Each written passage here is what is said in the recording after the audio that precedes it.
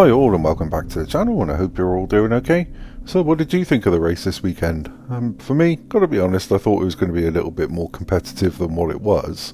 Alonso did look promising over the free practices and the qualifying, and I was kind of hoping for a little bit more of a battle there with the front of the grid. But anyway, so talking of Alonso, that's what I'm going to start off with. So Alonso has said that he is eyeing a Mercedes challenge after Saudi Arabia.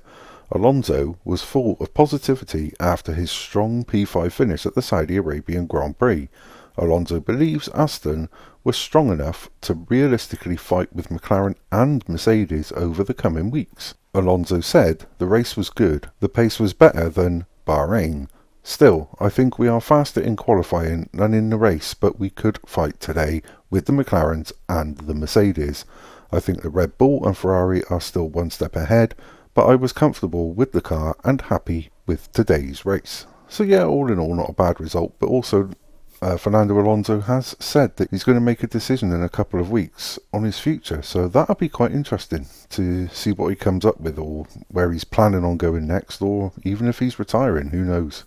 And then I want to move on to Damon Hill, because he has praised Oliver Bearman after his impressive debut F1 race for Ferrari on Saturday. Bearman, 18, finished ahead of Lando Norris and Lewis Hamilton in P7 after replacing Carlos Sainz at short notice, and Hill couldn't wait to take to X to show his admiration for Bearman. He wrote, "Star is born now. To jump in at such short notice on a track as intimidating as Jeddah in a Ferrari of all things, and hold up under immense pressure from Lando and Lewis and keep it together, wow."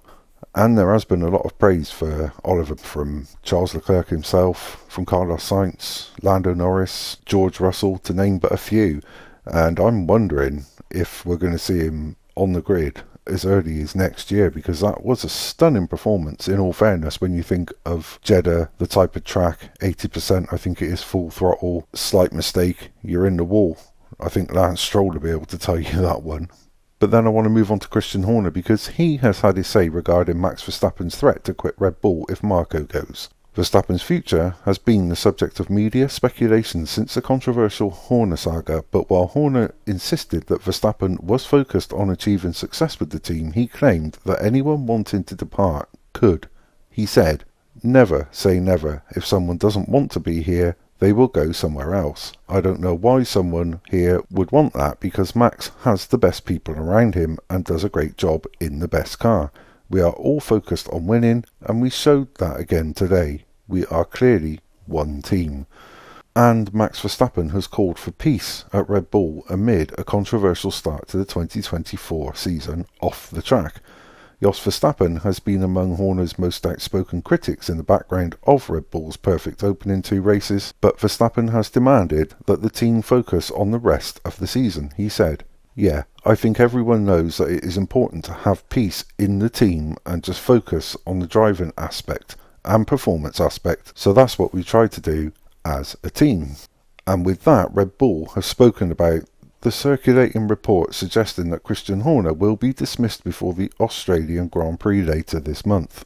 F1 Insider claimed that Red Bull shareholders have turned on Horner following an investigation into allegations of inappropriate behaviour. Horner denies wrongdoing, and he was cleared by the drinks company, a Red Bull spokesman said. As Christian has said, he is grateful for the full support of the shareholders, and that remains the case. So we now know that Marco isn't going to be suspended or sacked from Red Bull, so I should imagine Max is quite safe there. But now we've got this, and also it is believed that Jos Verstappen will be returning back to the paddock at the Australian Grand Prix in 2 weeks' time, so I guess we can expect more fireworks and more media attention to be thrown on that than the actual race in Australia, which is a bit of a shame. But you sort of think with everything coming together now that it all might stop, and why they keep allowing Jos Verstappen into the Red Bull garage or turning up at race weekends, I've got no idea. If he's going to behave the way that he is, he's not really helping anybody, is he? So I do find that one a bit odd. Anyway, that's all I've got for you at the moment. Sorry for the lack of video yesterday. I did have it recorded, but it bored me a little bit, so I didn't release it, so I do apologise for that again. Hopefully I'll be back tomorrow with another video on more important F1 news rather than this whole Christian Horner, Helmut Marko, Red Bull, Jos Verstappen thing. That was a bit of a mouthful. But anyway, thanks as always for your comments, your likes, your shares, and for watching along and being here with me. I really and truly do appreciate it. Thank you for subscribing. To my new subscribers and my long-term subscribers, it means a lot to me. And of course, if you do like what I do, please like the video and also press the notification bell so you get those all-important future warnings of my uploads. And until the next time, take care.